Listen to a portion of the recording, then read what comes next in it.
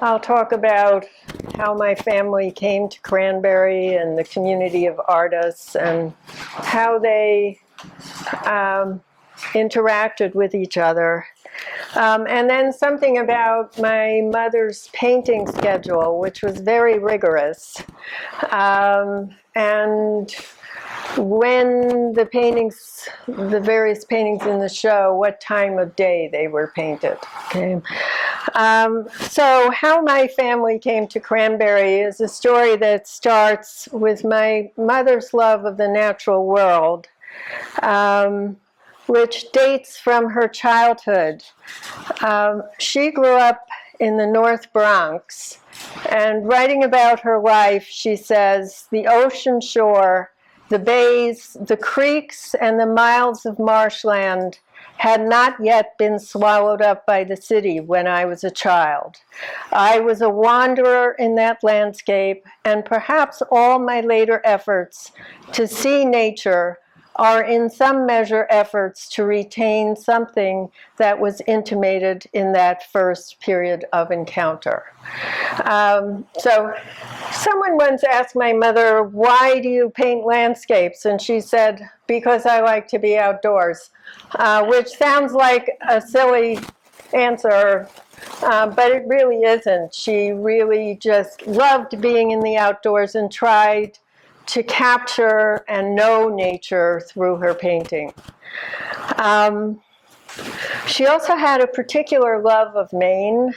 She spoke often of the special quality of the light in Maine.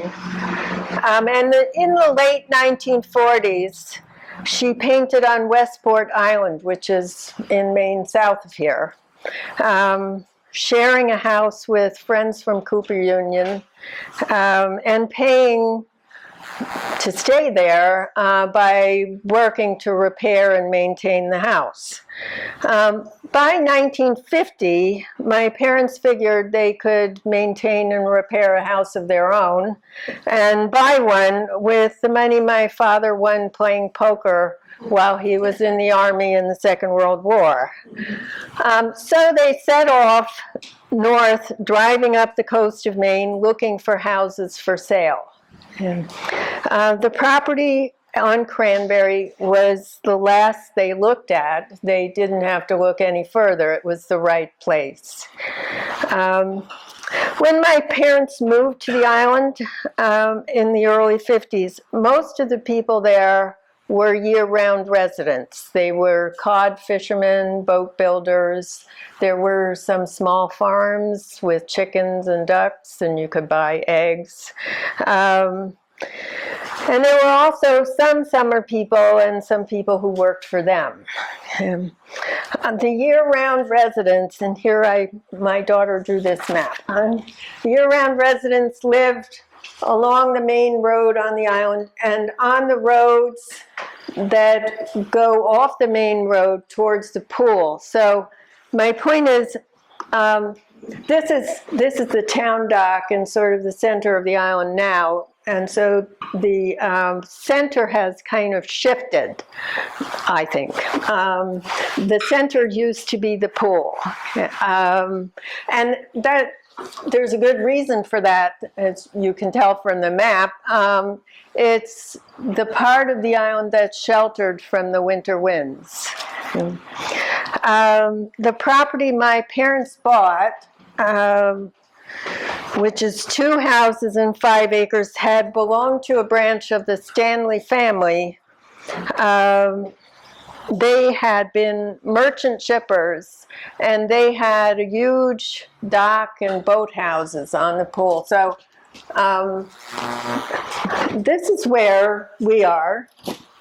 And this was the last Stanley house over here with the dock and the boathouses. It's now the Helliker Foundation, the Helliker-Lahoughton Foundation, I should say, if for any of you have gone to the island. But at the time my parents bought the house, Lou Stanley lived in the main Stanley house next door. He became a great friend of my parents, especially my mother, because he had great stories to tell about three-masted schooners and shipwrecks and drownings at sea and all that kind of thing. Okay. Half the paintings in this show, approximately, were painted along the pool near my parents' studio. So this one here, Small Rose Bushes, is just on the shore down from the studio. The one behind Karen, Maine, is from our front lawn looking across to Fish Point. And, obviously the pool is on the pool. And this one here, Ginna's Point, is, well, this point sticking out here is Ginna's Point, and there's a little cove inside it, and the water you see is in that little cove.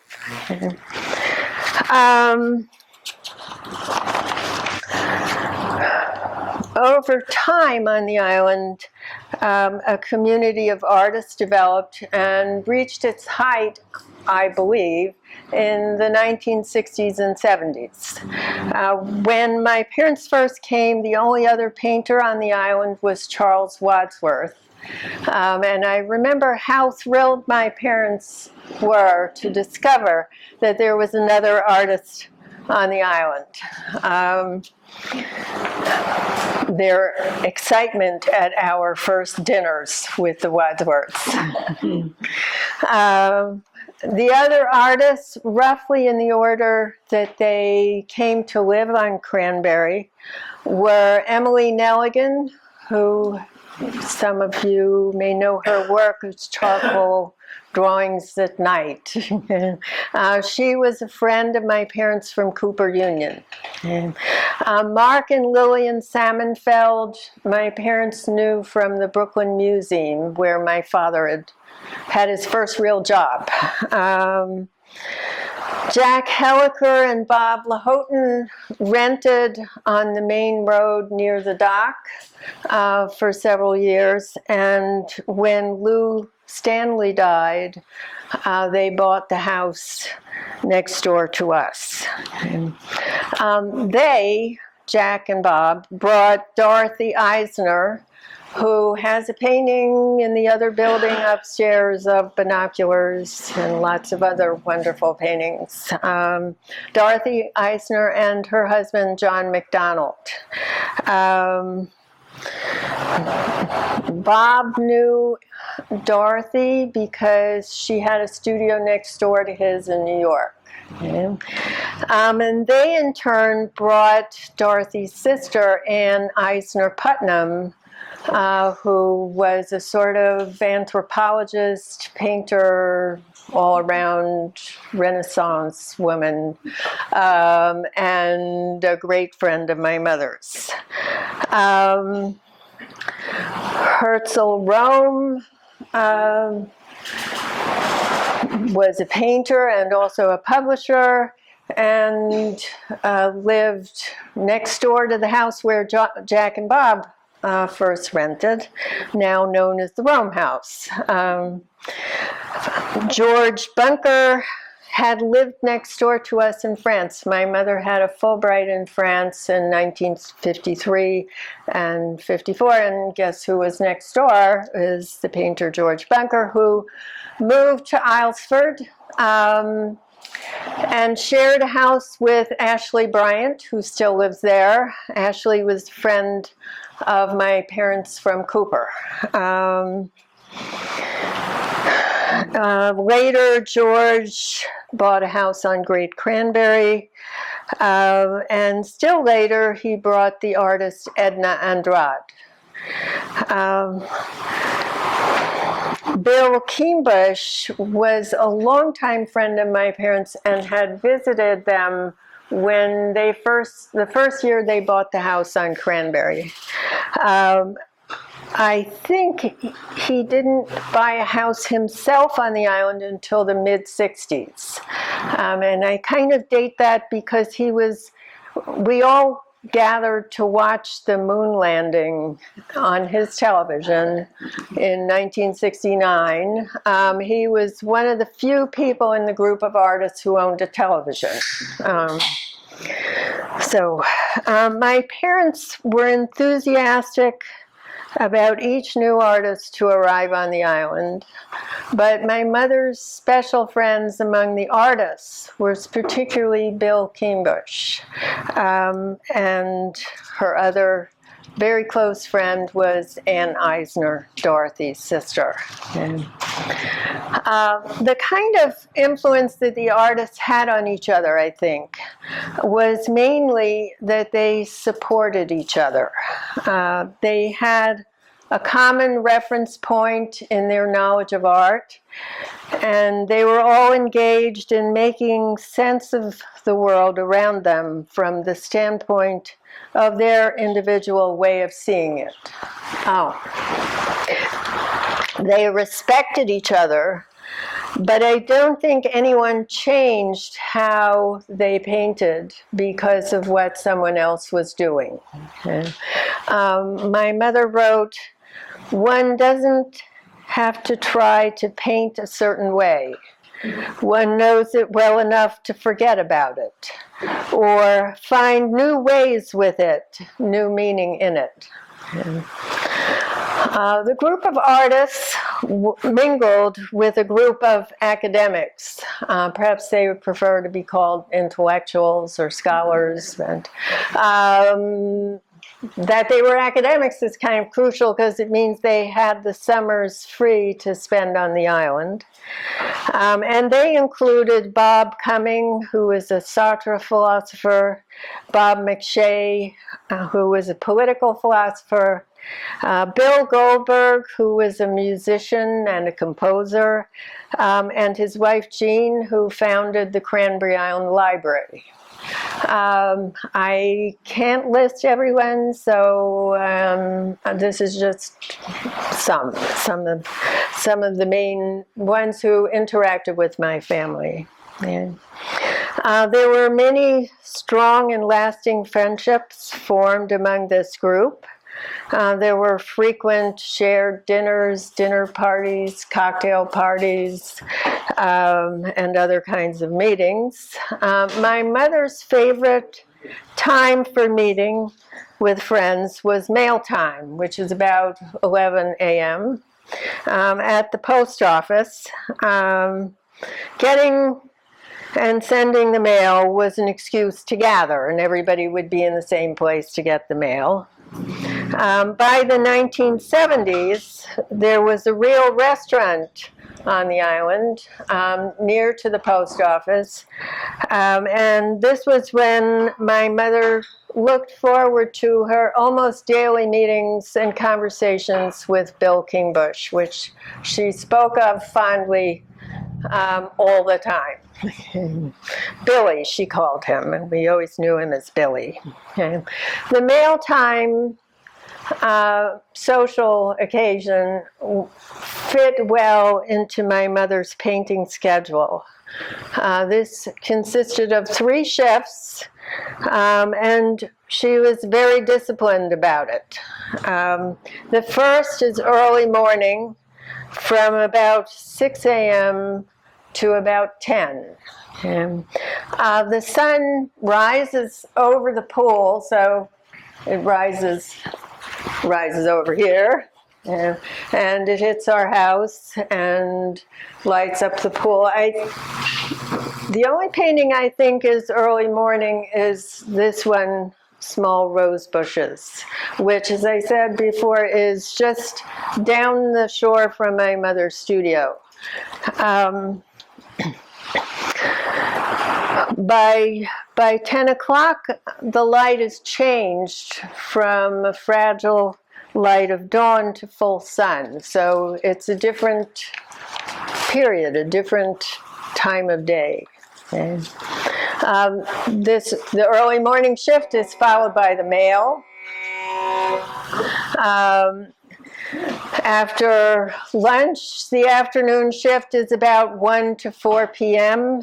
This is a time of full sun and of calm. And I think of this painting, which is behind the camera, the painting is called Maine, as emblematic of that time of day. But also Dark Woods, which is over here. Dark Woods looks to me like a midday painting. You can see the woods are thick and you can see the sunlight, the full sun of midday glinting through them. I think also Blue Rocks might be from that time, or it might be from evening. And I think also this painting, I dropped my thing. I'm attached. It was attached to me. Well, let me just make sure it's okay. People hear me? Well, it's for the camera. Oh.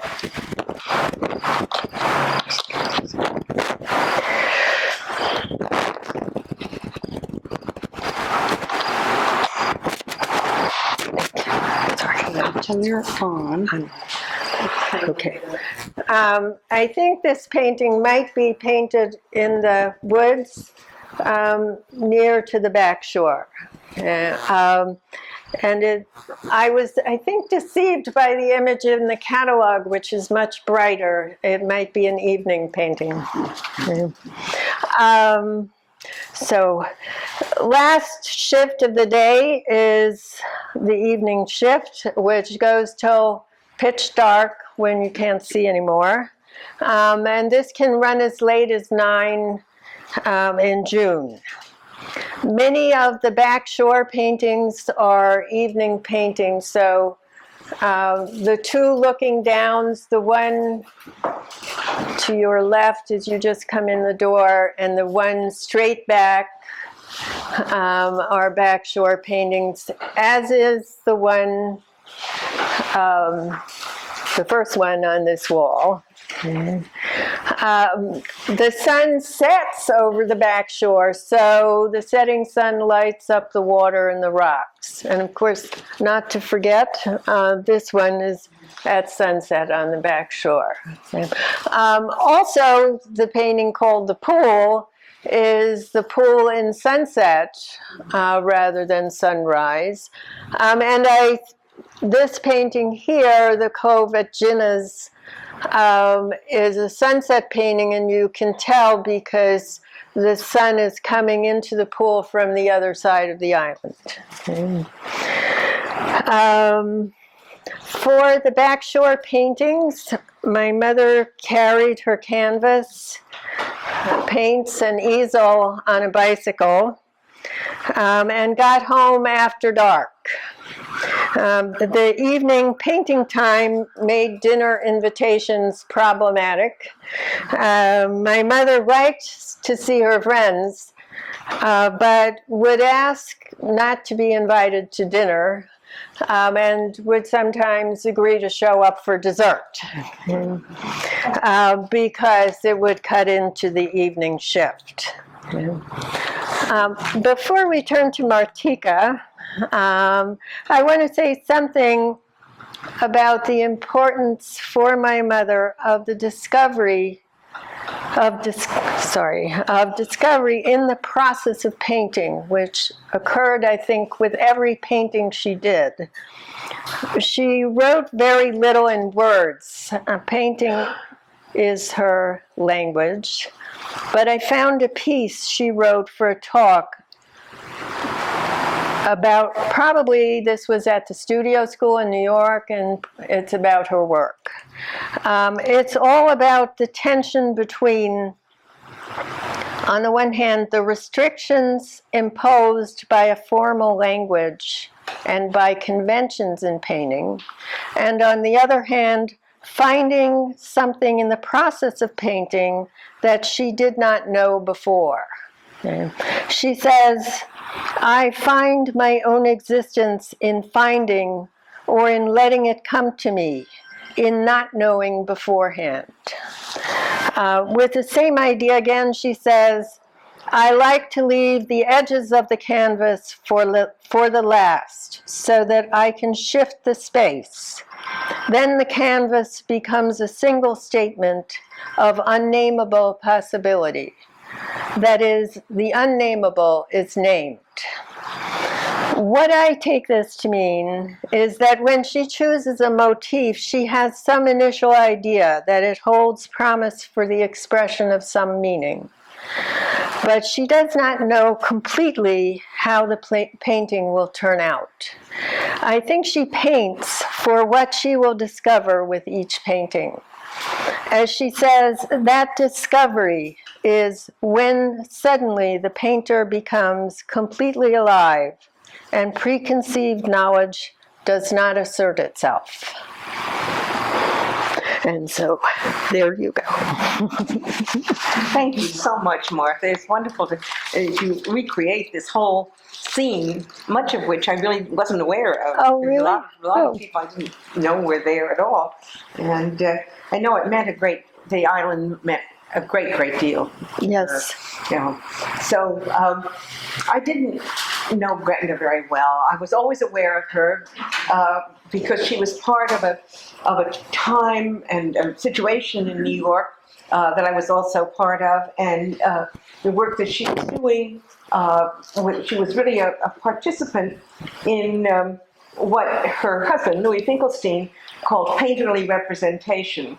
Artists who, many of them were veterans, getting out of the army and then really beginning their careers as painters in the late 40s and on into the 50s, and doing work very much what Gretna said which is the opening sentence here. My beginnings are in Cubism, and I'm a landscape painter, which are contradictory strategies.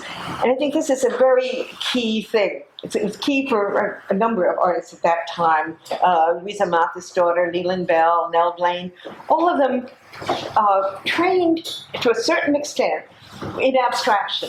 At that time, Gretna went to Cooper Union at a time when Cooper Union was dominated, or not necessarily dominated, but there were many people who had come from the Bauhaus teaching there. And I just, in case you don't remember, this was from the New York Times Sunday before last, travel section. The Bauhaus lives, it goes on, reconstructed. But the Nazis closed it in 1932, and many of the teachers from the Bauhaus who were very involved with abstract art and pure form and so forth, came to the United States, and people who were former Bauhaus students. So you had a very strong input of abstraction in art, design, architecture at that time in the 40s. And many of these younger artists, and I'm talking about artists a little bit younger than the senior abstract expressionists like Pollock and de Kooning and so forth, they really, many of them wanted to paint the perceived world, but they had also this underpinning of abstract form. And Gretna's statements refer particularly to Cubism, and that's a little bit different from Bauhaus, pure form, pure design, and so forth.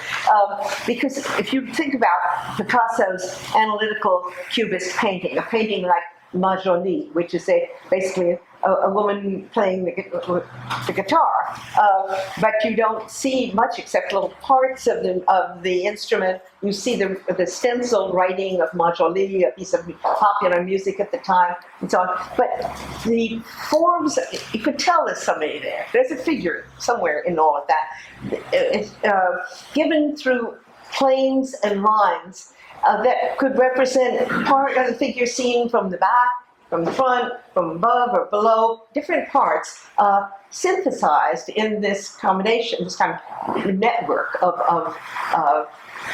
lines and in the case of analytical cubism, muted color. neutral kind of color. So Gretna spent 4 years at Cooper studying with a woman who was really kind of indoctrinating her students in Cubism. And when she talks about, with her trying these different strategies, I think that we really have to think about her looking in different directions of the landscape, seeing it, looking close, looking down, looking in the distance, one side and the other. And these things are synthesized. It's not like, it's very different from Renaissance perspective, when they developed the system of one-point perspective and all the lines converge to one dot in the distance, and the figures are larger near and smaller, but and the viewer is only standing in one place. You're fixed by the dictation of the painting. Whereas in Gretna's painting, it's hard sometimes to locate where we are exactly. The edge of the woods, into the forest, on top of the tumbling rocks toward the sea, but looking to one side and the other. It involves a kind of almost a time element, the way it is if you're standing on the shore and you're looking. And in a sense, what Gretna has, her paintings then absorb that or incorporate that multiple vantage points, and miraculously she can synthesize it into a whole landscape. But we experience it as she experienced it, looking on the spot. She was absolutely firm in that she had to be there in the landscape painting, even if she was in the middle of a snowstorm or the wind was blowing and she had to hold on to her canvas. This idea that of immersion was very important, and yet at the same time she knew. She wanted to discover, paint the landscape, paint as if you don't know what it is you're painting, she told her students. So she was what should I say about her being in the landscape? Oh yes, she would go first to the site that she was going to paint and draw, and she would bring the drawings home and look at them, and she would maybe make several trips to draw, and she would even sometimes use an old-fashioned thing that artists use, the grid, to transfer the drawing to a canvas. So she had a good sense of what she was doing before she began to put the paint on the canvas, so that there was that understructure, which I think helped her to have also this looseness and freedom as she was painting. And when because I didn't really know Gretna very well, and because I do know a number of people who studied with her, I talked to at least 5 of her former students when I was asked to write the catalog essay. And the image that comes through again and again is of somebody of enormous, Gretna has an enormous energy, enormous devotion, almost fierce, from what Martha said. She defended her painting time, absolutely, and but she communicated that to her students also.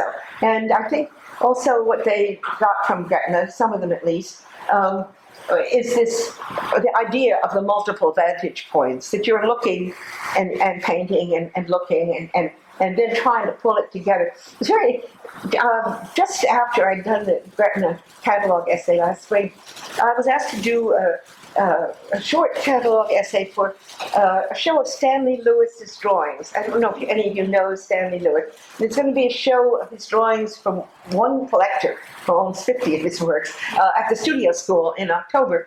And they asked if I would do part of the catalog. And first I said no, because Stanley's painting has always baffled me, and I never thought I could write about it at all. This was the drawings. And so it happened that he came to visit. He wanted to paint the seashore, so he spent a week at my place in Harpswell. So I had a chance to see him working and also talk with him. And it became very clear that Stanley was looking here, there, far, and gradually putting these things together into one synthesized drawing, or in my case, he was actually painting there on the shore. And I didn't, all right, that's what he was doing. But while he was there, we were talking, and he went to Yale. And he had actually been a student of Gretna's at Yale. So whatever, different as his work and his own individuality, individual way of doing things may be, a far cry from Gretna, maybe there's something of Gretna in the way he ended up working, and that may be true for others of Gretna's students as well. And anyway, she mentioned, another one is actually Norman Turner. Now Norman, I think Gretna had a kind of eventually falling out, but he was very influenced by her and devoted to her. And Norman, I also had a few years ago, did a catalog essay for him. Norman would drag he had a very bad, he was in pain all his life from an early accident, but he would drag his easel and his very heavy painting box and everything up to the mountainside to paint on the top of they're up around, not Woodstock, New Paltz. So what are the, begins with an S, anyway, the mountains up there. And he insisted, on being up there on the mountaintop, no matter how difficult it was for him to get there. And time after time, it was not a matter of just, a day's painting outing.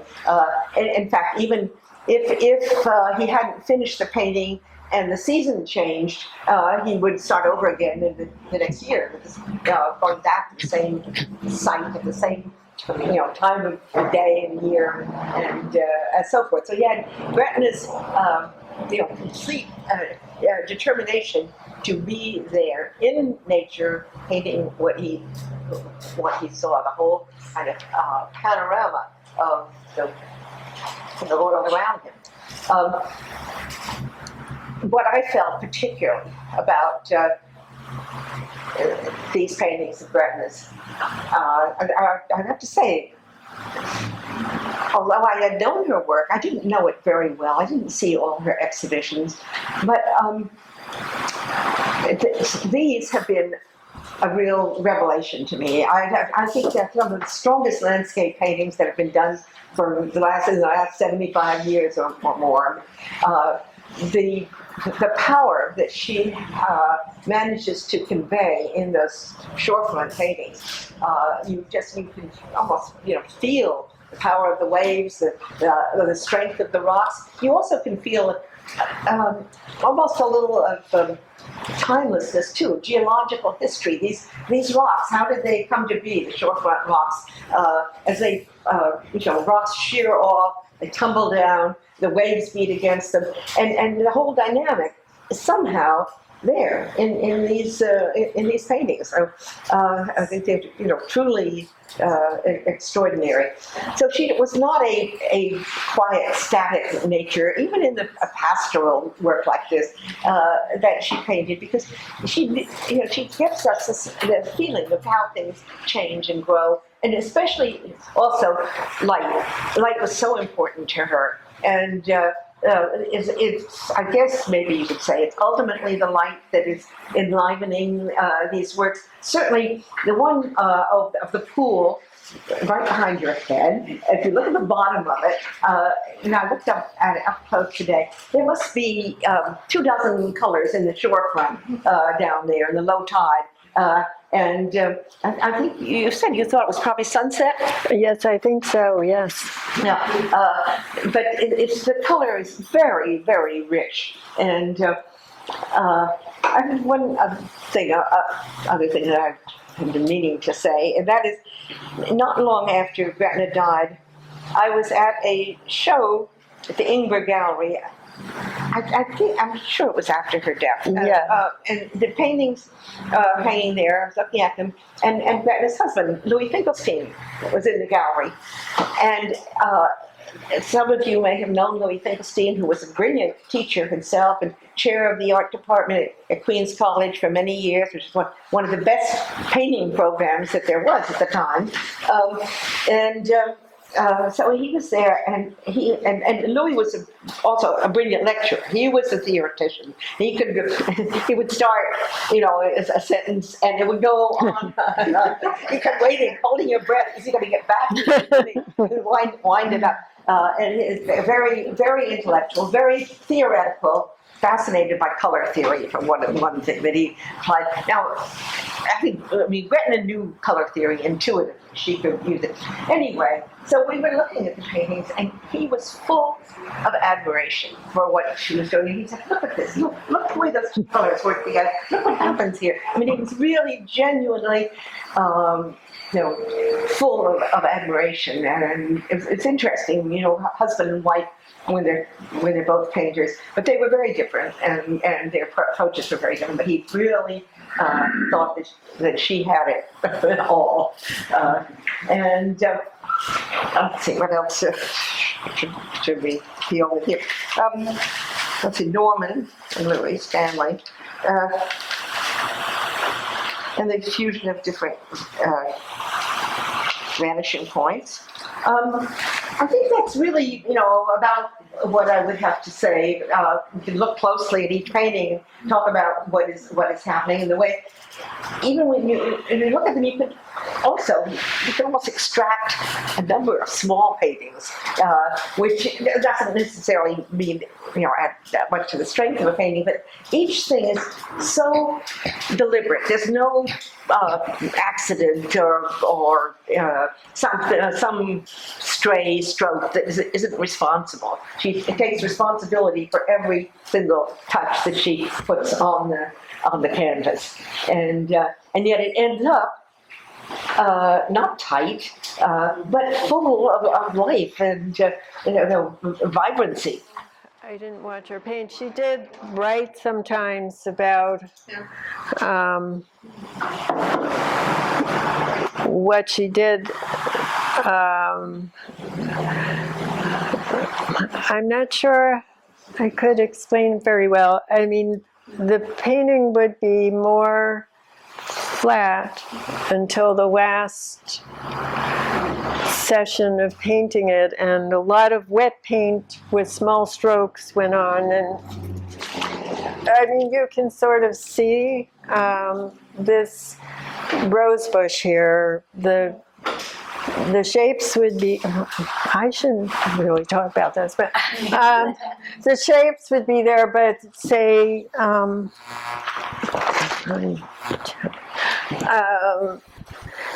the lights and the smaller strokes of bright color would go on last. And as she said in the passage I read, it really isn't finished until it's finished. There is a kind of coming together at the end, so that before the absolute end, it isn't really what it's meant to be. And I think she really enjoyed that last session, because that's when the discovery occurred, or that's when she saw what she was trying to discover or hoping to discover. So it's not really how she did it. No, but I have a comment.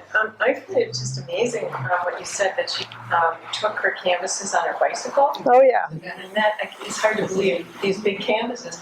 But the other thing is, I think, based on the scale, the size of the canvases would lead me to believe that she could really immerse herself in them.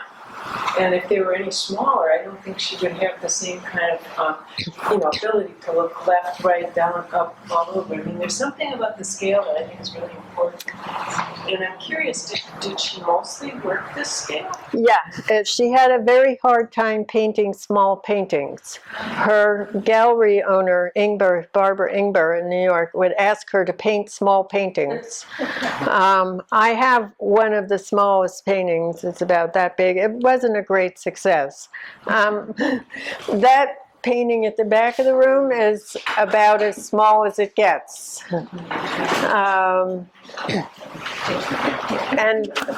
And she talks about the fact that as she developed, she liked to paint square paintings. That's what I think you can tell from this room. Yeah, amazing number of them are actually square or just almost square, and which is very interesting for a landscape painter. Rare for a landscape painter. Yeah, one thinks of vistas or something rectangular. And the square was something she arrived at late. Her earlier paintings are more rectangular, if that. Does somebody back there have a question? How long did she work on this painting? Until it was done.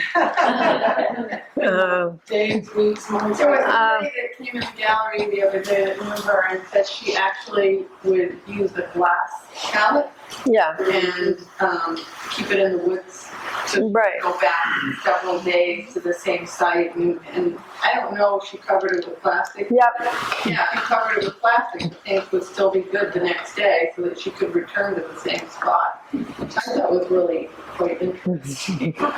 Well, so she wouldn't have to carry the palette back and forth every day. Yeah. But if you remember, there are 3 paintings going on usually every day unless it's raining.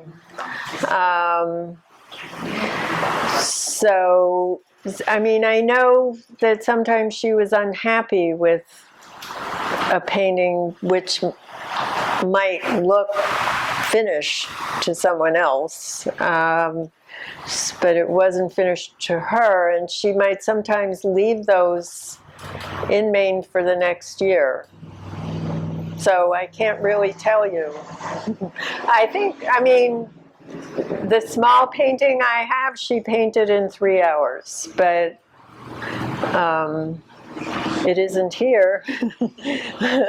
So you had a question back there? I came in late, so I apologize, but I was wondering what colors she might have used. Do you know what her palette was?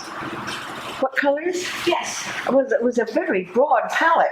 Just do, after this lecture, go take a look at this painting in the middle here of the pool and see. You'll find dozens of colors in there. Did she use a limited palette, or she had like 12 or 20 colors on her palette? I can't answer that. Lots of colors. Lots. Thank you. Yes, she seemed to have a dynamic understanding of the Impressionists' use of warm and cool as well. Yes, Very much so. I would say so.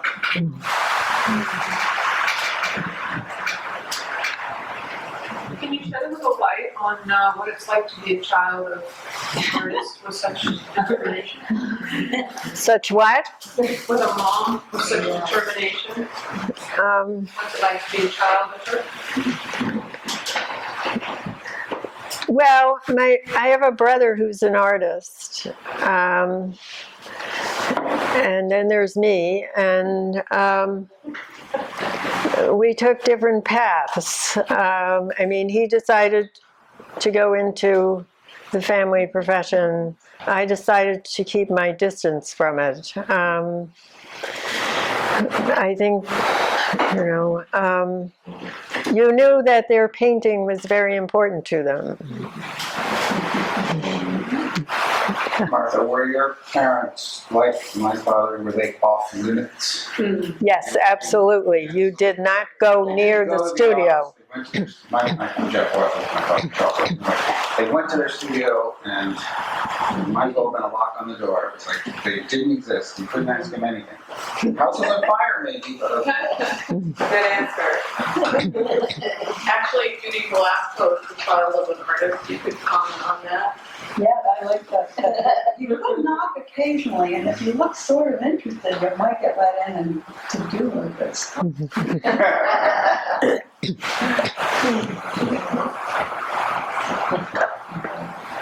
I was just curious if she kept that rigorous schedule 7 days a week all summer long. Well, yeah, Sunday is not special, except there wasn't any mail.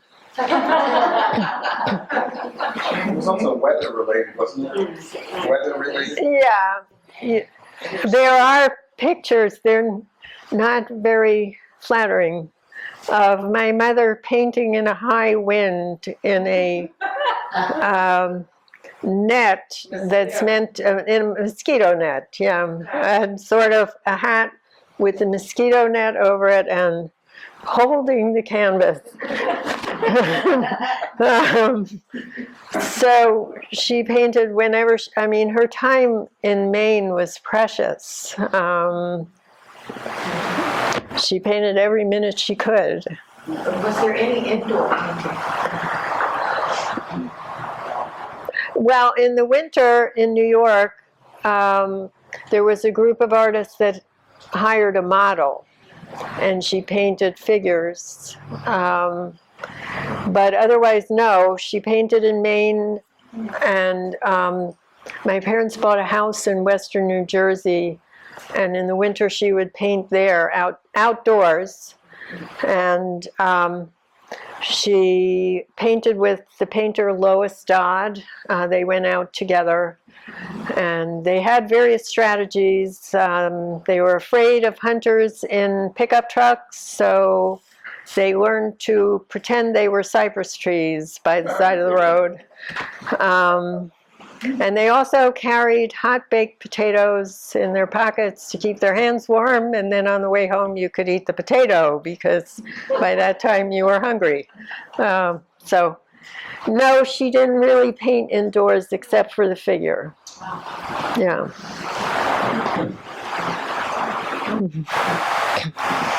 Well, Martica, did you, I'm sorry, you had it in the way. Did you touch on what you think is the source really of her teachers that would have caused her to believe so much in working directly from the motif? Would you touch it? I'm sorry. What were the sources of her belief in? I think it was just the way she was. I mean, Martha described or read something that Gretna had written about how the landscape around here, growing up in the Bronx, when there still was landscape visible, and how much that meant to her. I think it's just an attachment to the land. I think that had a lot to do with her personality also. I mean, she wanted, and she described being in the landscape and of it, continuity between herself and the whole dynamic of the natural world. And animals too in the landscape, birds. She talked to birds. You talk to all animals. All animals, yeah. And plants she talked to sometimes. If there aren't any more questions, I'd like to thank Martica and Mark very much.